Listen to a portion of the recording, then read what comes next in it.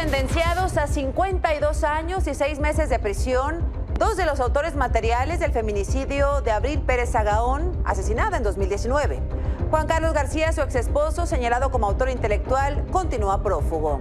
El INAI presentó un recurso de queja ante la Suprema Corte contra el decreto presidencial que clasifica de nuevo como obras de seguridad nacional proyectos como el del Tren Maya, el decreto que hoy el presidente defendió en su conferencia. En medio de esta polémica, la Secretaría de Marina publicó hoy otro decreto en el que declaran como de utilidad pública varios tramos del ferrocarril del Istmo de Tehuantepec en Veracruz que estaban concesionados a Ferrosur de Grupo México, propiedad de Germán Larrea. Esta tarde, la línea B del metro de la Ciudad de México, que va de Buenavista a Ciudad Azteca, suspendió el servicio por más de media hora debido a una falla en el suministro eléctrico. Varias estaciones se quedaron sin luz y miles de usuarios varados dentro de los andenes y de los trenes. Los ventiladores no funcionan. Esas lámparas solamente son de emergencia. Es alumbrado de emergencia. No tenemos telefonía, no tengo nada aquí ahorita.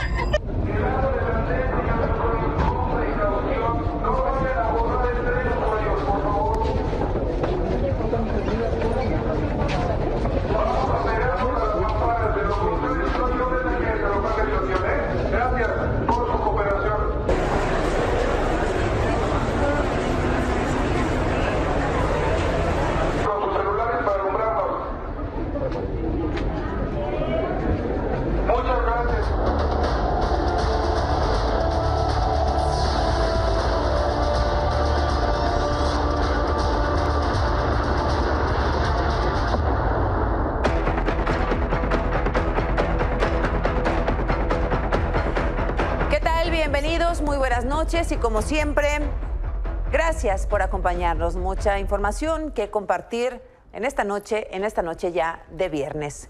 Un juez de Jalisco emitió una nueva orden de aprehensión en contra de Héctor El Güero Palma. La emitió por homicidio calificado. El viernes, recordará, Palma Salazar fue absuelto del delito de delincuencia organizada, pues la Fiscalía no presentó suficientes pruebas para imputarlo. Ese mismo día, el viernes, se habló de su posible liberación, pero no sucedió, pues le fue cumplimentada otra orden de aprehensión por el asesinato de 9 personas ocurrido en 1993, delito por el que también fue absuelto, pues el juez argumentó que había prescrito, por lo que ayer se habló nuevamente de su posible salida. Sin embargo, hoy le fue notificada una nueva orden de aprehensión, también por homicidio, cometido contra Juan José Castillo Alonso, subdirector de Seguridad y Custodia del Penal de Puente Grande, asesinado en el año 2000. De este modo, el Güero Palma se quedará en el altiplano mientras su defensa apela el fallo. En medio de un fuerte dispositivo de seguridad, anoche Héctor N., alias el 15, presunto operador de los Chapitos en Quintana Roo, fue trasladado del penal de Cancún al Ceferezo de máxima seguridad de Oaxaca.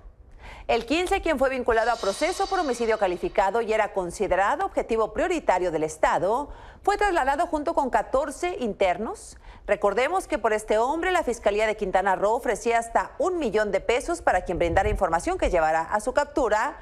Además, en un intento por evadir la justicia, el 15 pretendía someterse a una cirugía estética para modificar su aspecto, pasar desapercibido. De hecho, ya se había injertado cabello. Hoy fue trasladado a Oaxaca. Anoche, un grupo de sujetos armados grabó el momento en que irrumpen en el bar El Indio en Papantla, Veracruz, a unos 100 metros del Palacio Municipal. Ahí mataron a 3 personas e hirieron a 3 más. Las víctimas mortales fueron identificadas como Jenny, quien estaba encargada del bar. Ella la mataron en el baño del negocio. Un cliente fue identificado como Jesús y otra persona como Carlos, quien se dedicaba a vender dulces. Ambos estaban a un lado de la barra. Y Tamaulipas, de nuevo, por segundo día consecutivo esta semana. De nuevo escenario de varias balaceras que esta noche aún mantienen en tensión a los habitantes de Matamoros, de Reynosa, de Nuevo Laredo. Hace unos momentos, esto es lo que han vivido los ciudadanos. Hoy la balacera sigue aquí en Almendros, por el Seven de aquí mismo. Está muy fuerte la balacera. De hecho, se oye que están aquí en la esquina de la casa. Bájate la litera y... Cambio.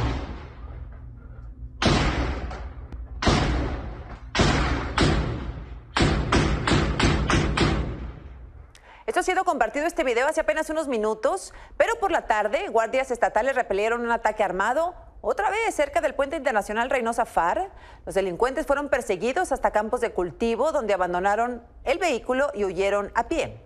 Ahí la autoridad aseguró 2 granadas de fragmentación, cartuchos de diferentes calibres, cargadores y equipo táctico.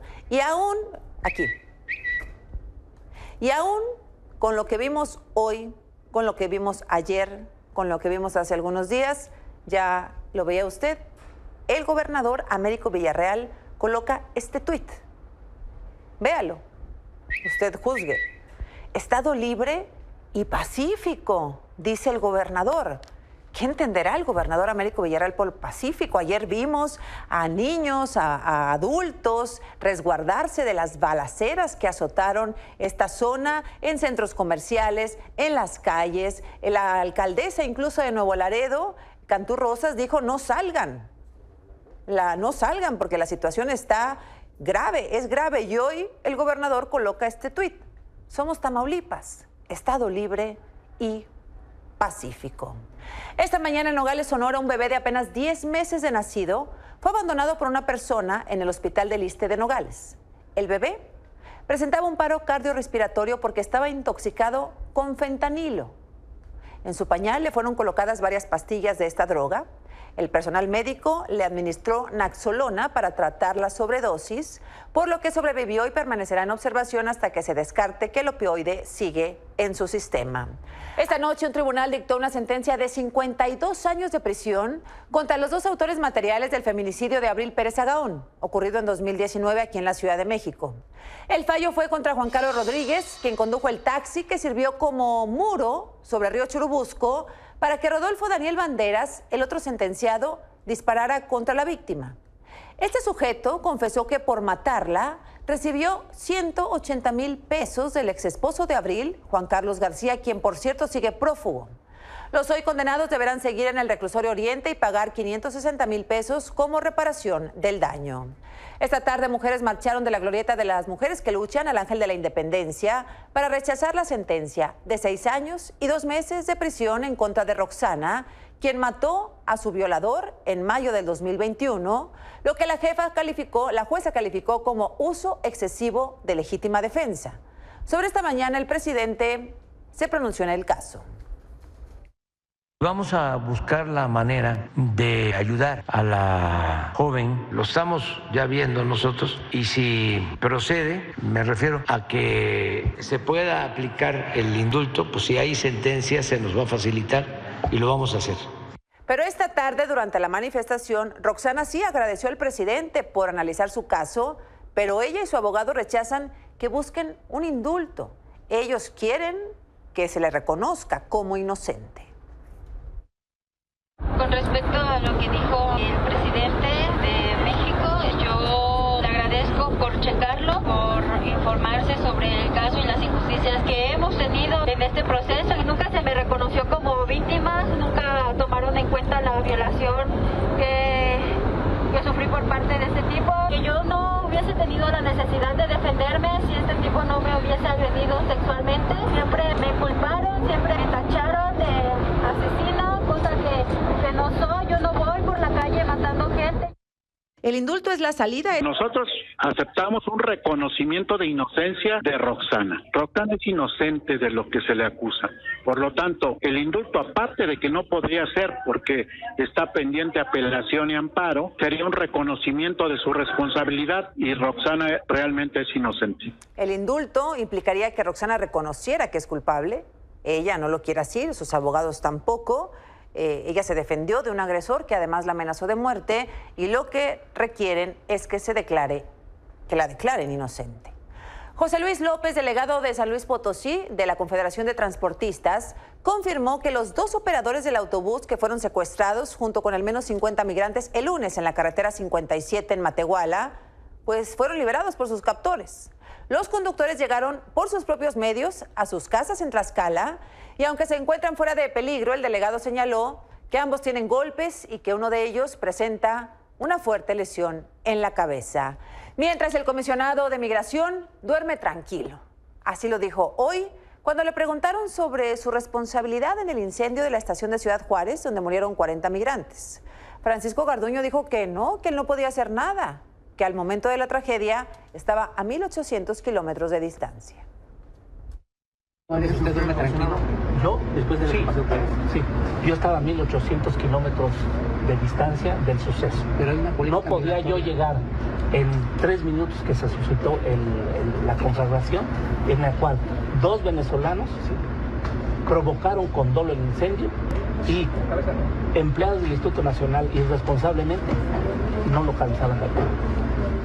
Y así, con esa tranquilidad, con ese desparpajo, nadie quería, señor Garduño, que usted fuera el bombero. Nadie le pidió que llegara en 3 minutos a la estación. Se le pide que asuma su responsabilidad como delegado del Instituto Nacional de Migración. No, nadie quería que llegara en 3 minutos y que le hiciera de bombero. Pero así, con ese desparpajo, él dice, además, voy a continuar en mi puesto, salvo que el presidente diga lo contrario.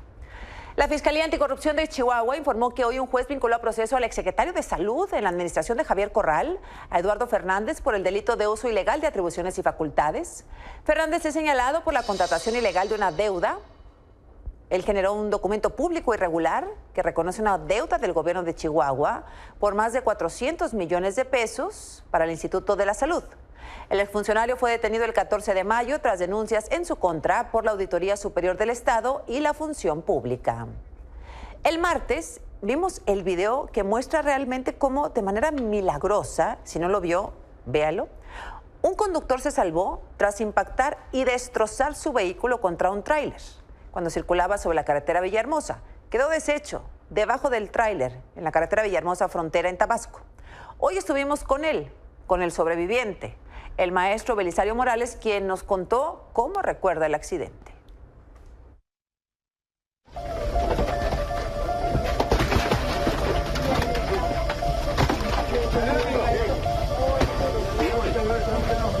Sí, está vivo, está vivo.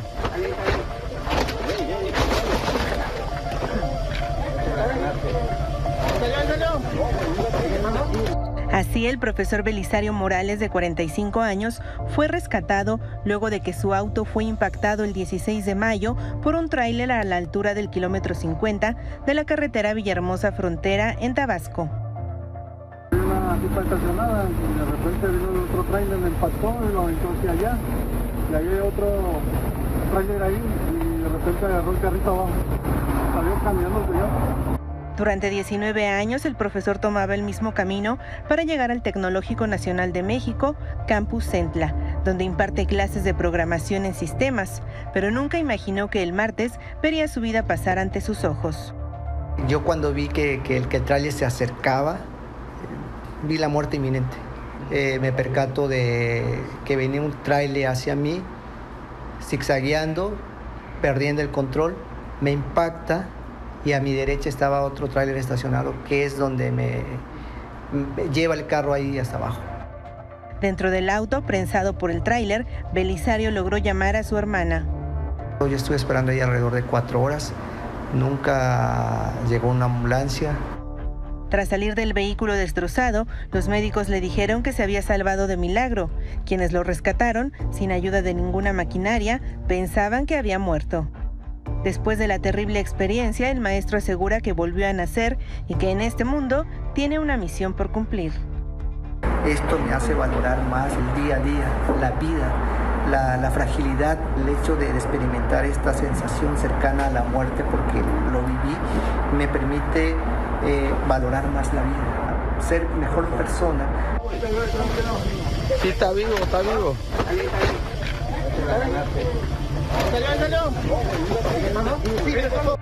Con información de Liliana Collado, Luis Manuel López y Odalis Anaya, Azucena a las 10.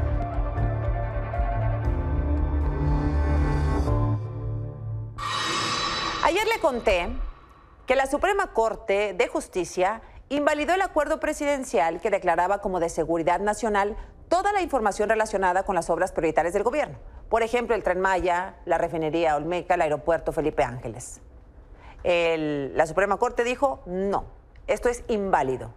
En la tarde, también le conté anoche, el gobierno reviró con un decreto donde de nuevo declaró como tema de seguridad nacional la información relacionada al Tren Maya, al corredor interoceánico del Istmo de Tehuantepec y los aeropuertos de Chetumal y Tulum en Quintana Roo y Palenque, Chiapas. Hoy el presidente defendió así su nuevo decreto.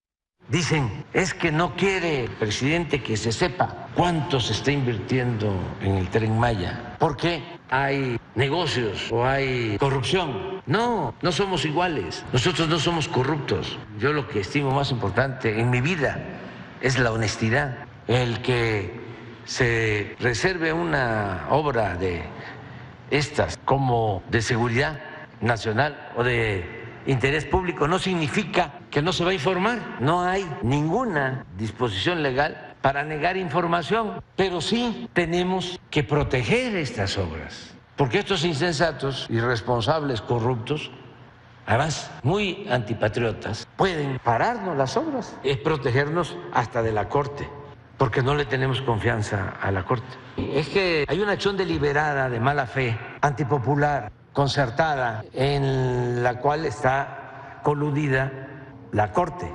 Bueno, pero eso aún no se acaba porque más tarde, hoy el INAI presentó una queja ante la Corte contra este decreto, pues aseguran podría representar una restricción al acceso a la información relacionado con estas obras, tal como ocurría con el acuerdo que ayer invalidó el máximo tribunal.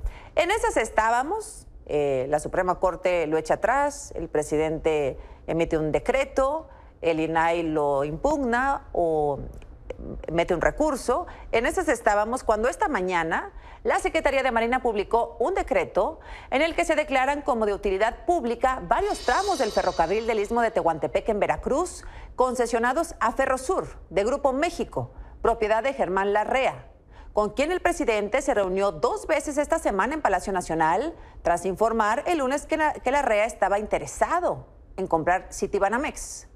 En un comunicado, Grupo México informó que personal armado de la Secretaría de Marina ocupó desde las 6 de la mañana las instalaciones de Ferrosur en el tramo Coatzacoalcos, Medias Aguas. La sorpresiva e inusitada toma de las instalaciones por parte de las Fuerzas Armadas, dice el comunicado, está siendo analizada por Grupo México y sus inversionistas y asesores. Aseguran que van a continuar brindando servicio a los usuarios, que no va a haber afectación, pero todo será bajo la vigilancia de las Fuerzas Armadas y que se informará sobre las acciones a seguir. Desde esta mañana, efectivamente, ahí en las instalaciones de Ferrosur, en Cozoleacaque, Veracruz, pues hay presencia, como ve, de marinos, de elementos de la Secretaría de Marina Armada de México, custodiando este lugar. Al menos había una veintena, 15, 18, 20 marinos en esta zona, ahí en esta parte de las vías concesionadas a Ferrosur. Hoy hablé con Irene Levy, quien me dice que no es una expropiación, que no es propiamente la palabra ni la actuación, sino una ocupación temporal.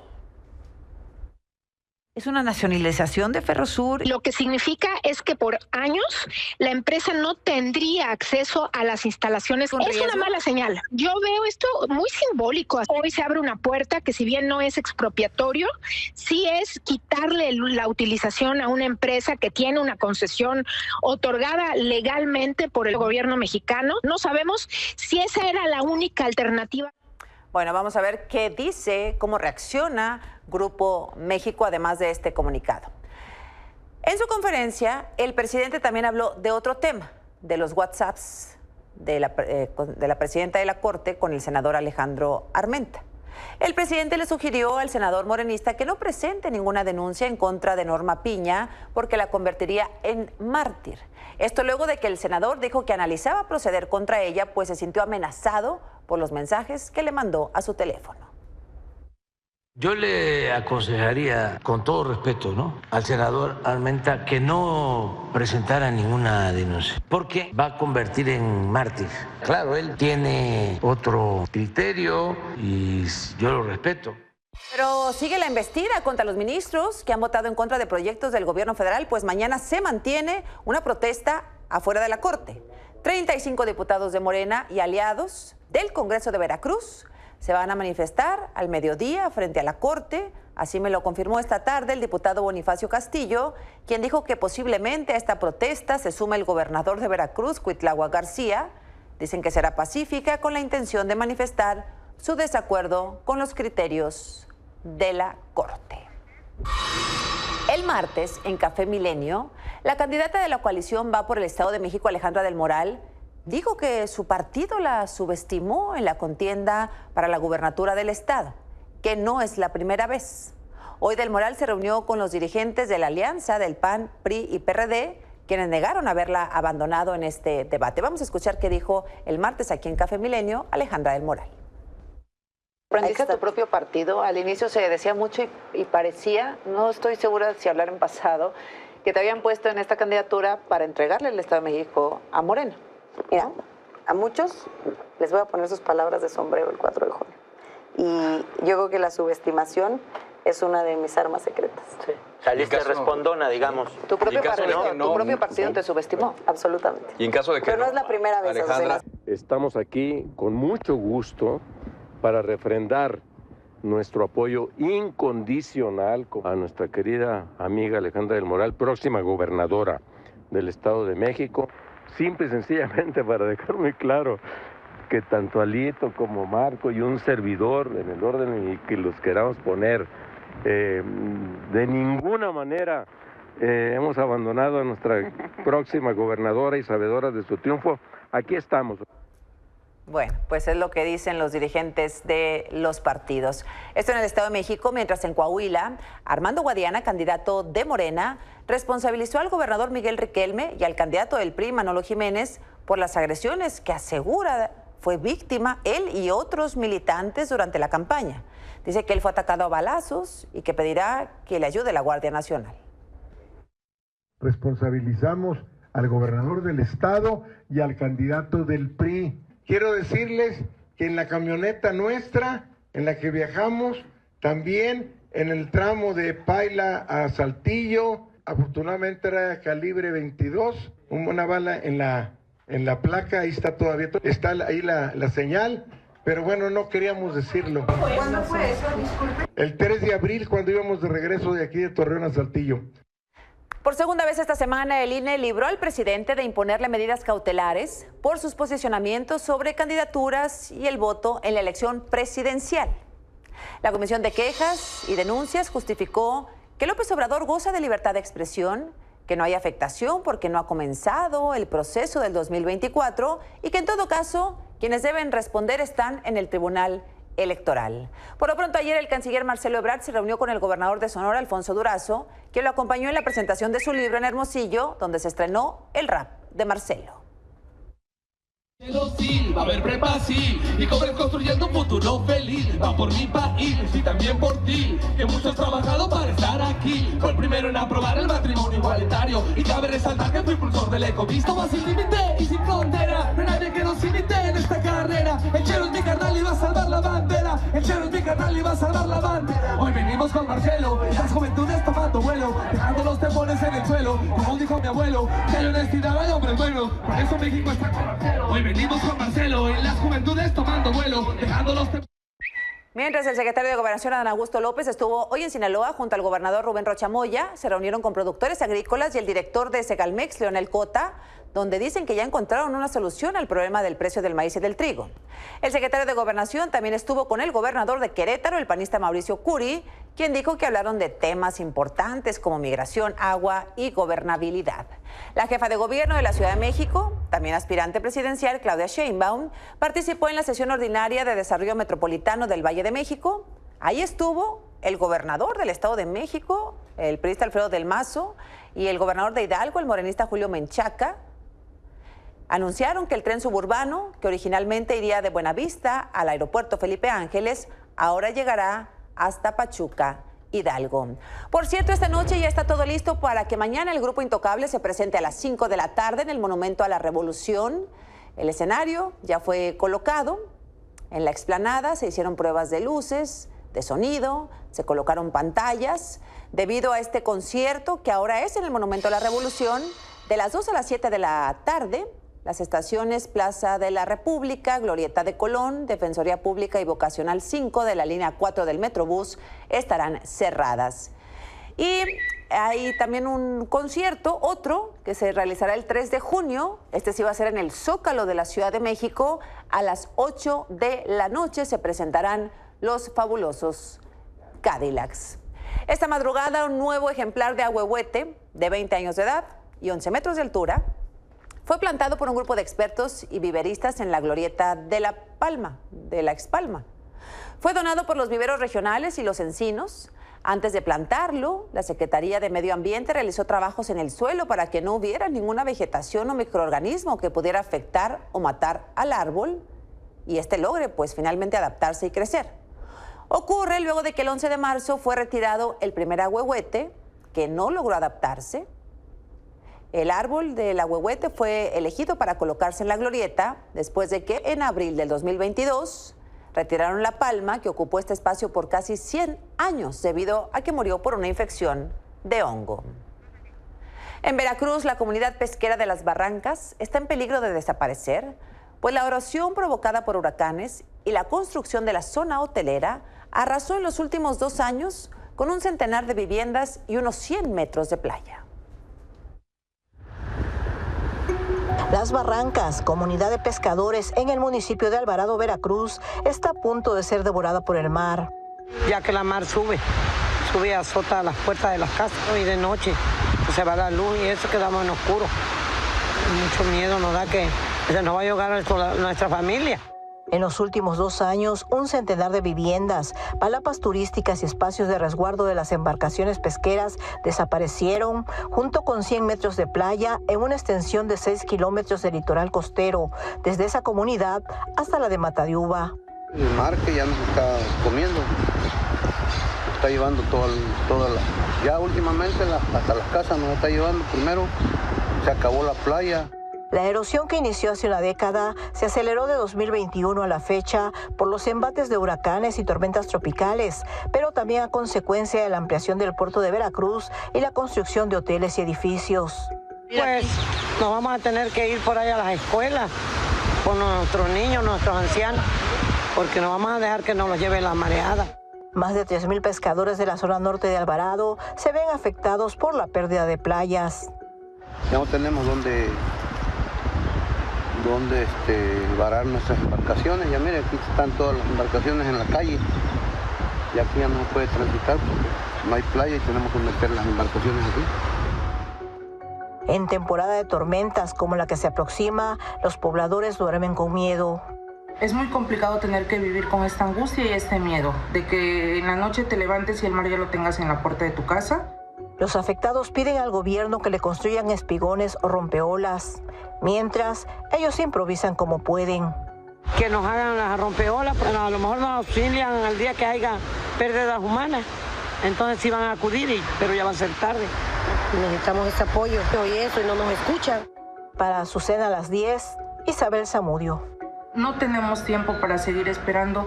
Llevamos 10 años tocando puertas. Bueno, y esta es una nueva llamada. Que nadie se llame a la sorpresa. Ayer le informamos que cientos de migrantes estaban regresando a la Plaza Bruno Giordano, en la alcaldía Cuauhtémoc, aquí en la Ciudad de México. Muchos porque había sobresaturación en algunos albergues que habían instalado en otras alcaldías. Entonces estaban otra vez en la Plaza Giordano. Pues esta noche, personal de migración los retiró del lugar. ¿Para llevarlos a dónde? Ángel Álvarez, buenas noches. Gracias, muy buenas noches. Sí, en el transcurso de esta tarde, justamente personal del Instituto Nacional de Migración ha acudido también con elementos de la Secretaría de Seguridad Ciudadana quienes resguardan todo este perímetro de la Plaza Giordano. Justamente lo que han implementado desde la tarde de hoy el personal de migración es hablar con en su mayoría los haitianos que se mantienen aquí en esta plaza pública para que sean trasladados a otro albergue. ¿Dónde estamos hablando, de momento extraoficialmente, y esto nos ha comentado el personal de aquí, que es en el albergue de Huixtla hasta el estado de Chiapas. Ese sería tentativamente el destino de todos los migrantes, en su mayoría haitianos, que por supuesto aquí también son hombres, mujeres y también menores de edad. Esto por supuesto ante las inclemencias que se ha vivido en los últimos días, la lluvia que ha caído en este lugar, por eso se ha optado por este retiro de este espacio público. Comentarles que hasta el momento van por lo menos 5 autobuses que han abordado y que se han retirado del lugar. Estaremos, por supuesto, al pendiente de lo que se registre en este lugar. Gracias, Ángel. Buenas noches. Muy buenas noches. Gracias. Buenas noches. En Aguascalientes, Laura, de 31 años, murió suplicando atención médica en el Hospital General de Calvillo. El alcalde intervino para que la operaran de la vesícula. La operaron. Ella siguió pidiendo ayuda. No quedó bien tras la cirugía y murió porque en el hospital no la quisieron atender. Alguien que supiera, no sé, a lo mejor poderse mover en el Hospital General, que sepan con quién hablar, hacia quién dirigirme para que me atiendan un problema. Tengo más de 15 días batallando con un dolor en la boca del estómago. Laura grabó este video suplicando por ayuda para ser atendida en el Hospital General Calvillo, de Aguascalientes. Tenía piedras en la vesícula y el hígado le había crecido. Le negaron la operación argumentando que no había internistas ni cirujanos. 3 semanas tenía con el puro dolor de la vesícula. Iba al hospital, sí la atendían, pero le ponían como puros calmantes, pero a las 6, 5 horas volvía a regresar. Tras ver el video, el alcalde, Daniel Romo, intervino para que la operaran en el hospital. El presidente le habló personalmente y le dijo que se presentara el día lunes porque la iban a operar. La cirugía se realizó el 24 de abril, pero Laura no mejoraba. El sábado 6 de mayo llegó al mismo hospital y la regresaron a casa argumentando que tenía que esperar hasta que el lunes estuviera el cirujano, pues no sabían qué anestesia había usado para poder recetarle los medicamentos adecuados. Se supone que tú cuentas con un expediente. Por eso tienen ellos allí sus computadoras. Laura regresó por la noche. Su estado se complicó y murió de un paro respiratorio en el lugar. Si la atendían como era más temprano, pues pudieran darle, pues de perder los primeros auxilios. La familia de Laura denuncia que su muerte fue resultado de una negligencia médica. La gobernadora de Aguascalientes, Teresa Jiménez, se comprometió a revisar el caso y hacer los cambios necesarios para mejorar la atención del Hospital de Calvillo. Estar haciendo algunos ajustes importantes y sobre todo quitando responsabilidades a quien realmente no recibió a los pacientes. Desde Aguascalientes, para Azucena a las 10, Liberto Ureña. Ojalá y que ahora sí sean hechos, no palabras. Hechos, yo quiero ver hechos, no palabras. Todos queremos ver hechos, no solo escuchar palabras. Hoy se cumplen 18 días desde que 4 niños se extraviaron en la selva amazónica de Colombia, luego de que se estrelló la avioneta en que viajaban con su madre, quien murió con otro hombre y el piloto. Más de 100 elementos del ejército trabajan a contrarreloj para intentar dar con los hermanos, entre ellos un bebé de 11 meses de nacido.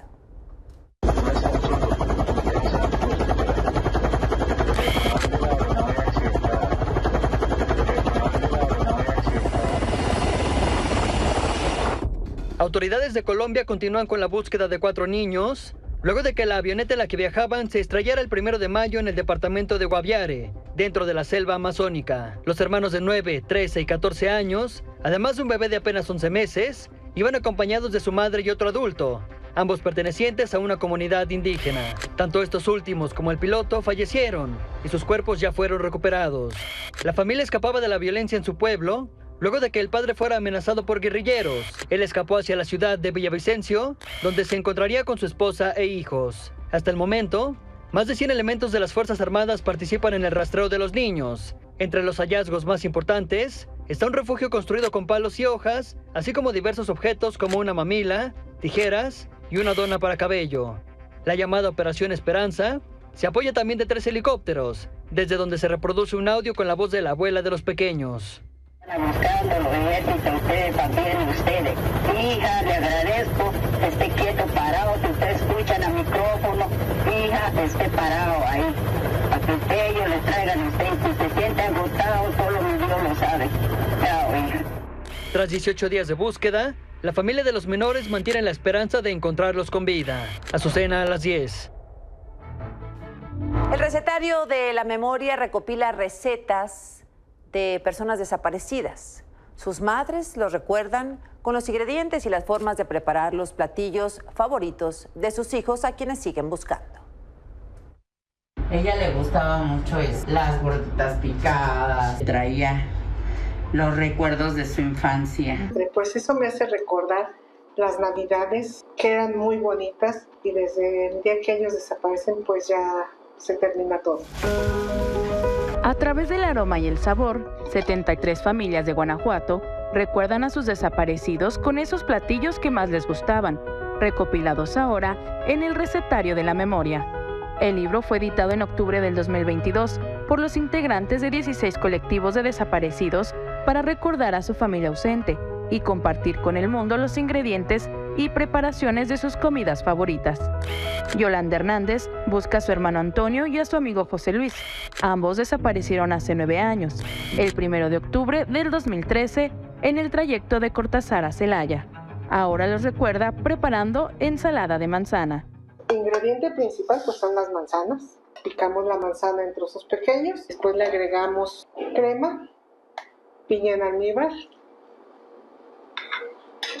nuez en trozos, pasas y un poquito de azúcar para endulzarnos la vida tan amarga que nos tocó vivir.